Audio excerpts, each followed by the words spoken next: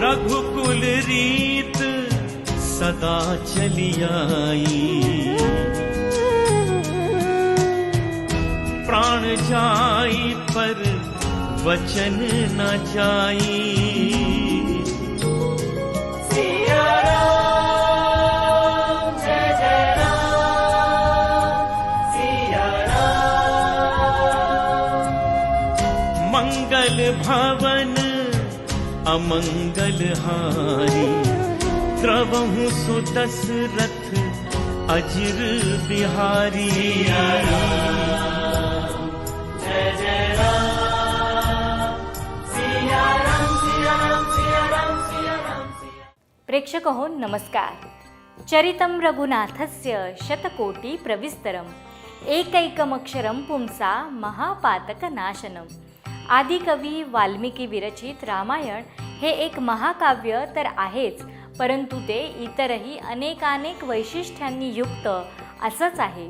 सर्वोत्कृष्ट आणि काव्यगुणांनी युक्त असं दुरितक्षयकारक वाल्मिकी रामायण, भारतीय प्राचीन संस्कृतीचा मानदंड असणारं, ज्ञानेश्वरीचा मुख्य रस तो म्हणजे शांतरस।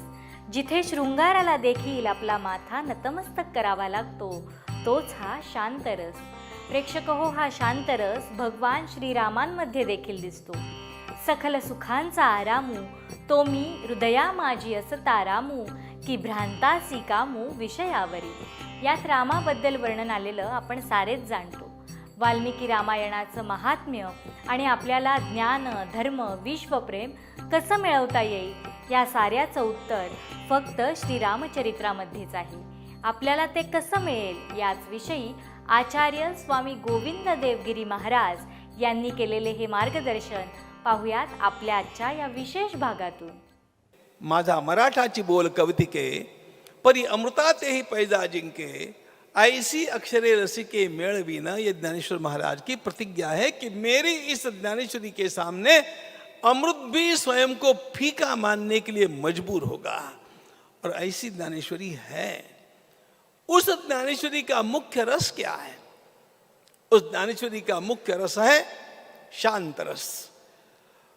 लोगों ने, महाकवि कालिदास ने भी श्रृंगार को ही रस का राजा माना है, लेकिन ज्ञानेश्वर महाराज ने प्रतिज्ञा पूर्वक एक बात कही कि इस ज्ञानेश्वरी में आपको ऐसा शांत रस मिलेगा जिसके सामने श्रृंगार को भी अपना मस्तक नतमस्तक हो जाना पड़ेगा, अपना माथा नवाना पड़ेगा।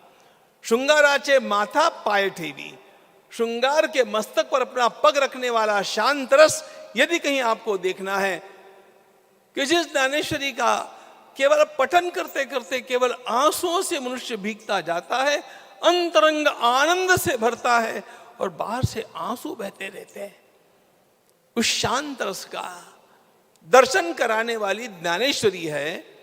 और वही दर्शन भगवान श्री राम का चिंतन करते समय होता है। राम भी शांत रस की साकार मूर्ति है और इसलिए ज्ञानेश्वर सभागृह में रामायण का प्रकाशन होना यह केवल संयोग नहीं है, यह विधि का विधान है। और यह विधि का विधान आज यहां पर, इसका लोकार्पण तो और भी अन्य अन्य स्थानों पर होना है, वो होता रहेगा, लेकिन प्रथम बार इस ज्ञानेश्वर सभागृह में उसका होना यह बहुत बड़ा महत्व रखता है। ज्ञानेश्वर महाराज भी राम जी के बारे में कहते हैं, सकल सुखांचा आरामू, तोमी हृदयामादी अस्ता रामू, की भ्रांतासी कामू विषयावरी। सकल सुखांचा आरामू, तोमी हृदयामाजी असता रामू, की भ्रांतासी कामू विषयावरी। यहां पर महाराज ने राम शब्द का प्रयोग किया है। अब मैं उतने गहराई में नहीं जाना चाहूंगा। यह शांत रस भगवान श्री राम में हम लोगों को दिखता है और यह धीरोदात्त चरित्र हम लोगों को क्या क्या सिखाता है, यह मत पूछिएगा क्या नहीं सिखाता है। हमारे देश की सारी राम कथाओं को मैं वंदन करता हूं। मैं जिसने राम कथा के बारे में अपनी लेखनी को चलाया और 4 पंक्तियां भी लिखी, उन सबको मैं वंदन करता हूं।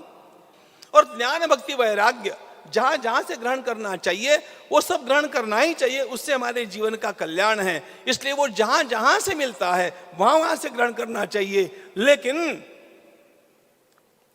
जब हिस्टोरिकल राम की बात आती है तो जो एकमात्र ग्रंथ प्रमाणभूत ग्रंथ है वो वाल्मीकि रामायण है, दूसरे कोई भी राम कथा नहीं है। I am talking categorically. Ram कथा यदि हिस्टोरिकल चिंतन, क्योंकि हमारी अगली पीढ़ी और इस समय की भी जो पीढ़ी है यह प्रश्न निर्माण करने वाली पीढ़ी है, और ऐसी पीढ़ी के सामने जब भगवान श्री राम ऐतिहासिक पुरुष रहे अथवा नहीं रहे यह प्रश्न रखना होगा, तो वाल्मीकि के अलावा अन्य आधार नहीं। और वाल्मीकि की जो विशेषताएं हैं वो विशेषताएं आपको अन्य किसी भी ग्रंथ में नहीं मिलेगी।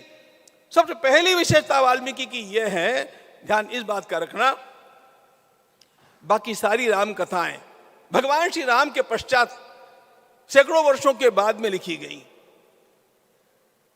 महर्षि वाल्मीकि श्री राम, आज आपकी भाषा में बोलता हूं, महर्षि वाल्मीकि भगवान श्री राम के कॉन्टेम्पोररी ऑथर है। कॉन्टेम्पोररी वो उस समय है। वाल्मीकि रामायण का पहला प्रश्न यह है, कोन्वस्मिन् सांप्रतम लोके गुणवान कश्च वीर्यवान, यह प्रश्न पूछा है वाल्मीकि ने देवर्षि नारद जी से। और क्या पूछा है? कोन्वस्मिन् सांप्रतम लोके। सांप्रत शब्दाचा शुद्ध मराठीत काय अर्थ आहे हो? सांप्रत म्हणजे काय? हल्ली, आज, टुडे, वर्तमान में ऐसा कौन व्यक्ति है जिसे आप सर्वश्रेष्ठ गुणवान मानते हैं? वर्तमान की बात करते हैं वाल्मीकि। वाल्मीकि ने यह नहीं कहा कि मुझे कोई पुराने महापुरुष की कथा सुनाइए। Today he must be present. और जितनी तीखी भाषा में वाल्मीकि ने पूछा उतनी ही प्रखर भाषा में नारद जी ने कहा, अभी विद्यमान व्यक्ति। और एक बात ध्यान में रखना, देवता की कथा नहीं, भगवान की कथा नहीं। तैर्युक्त श्रूयताम नरहा। राम कथा भगवान की कथा नहीं है, राम कथा भगवान के नर रूप की कथा है। इसको ध्यान रखना चाहिए। यह मनुष्य की कथा है, और इस कथा में भगवान श्री राम ने सारी मर्यादाओं का पालन किया है।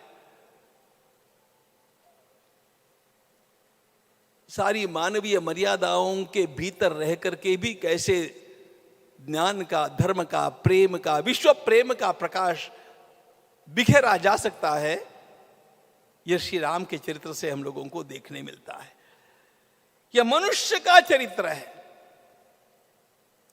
भगवान श्री राम भगवान है कि नहीं वादात पडू नका, ते देवच आहेत, भगवान ही आहे। वाल्मिकी रामायणाबद्दल स्वामी गोविंद देवगिरी महाराजांनी केलेले हे मार्गदर्शन आपल्याला नक्कीच आवडले असेल। बघत रहा विश्वशांती दर्शन हे चॅनल। भेटूयात याच कार्यक्रमाच्या पुढच्या भागात। तोपर्यंत नमस्कार।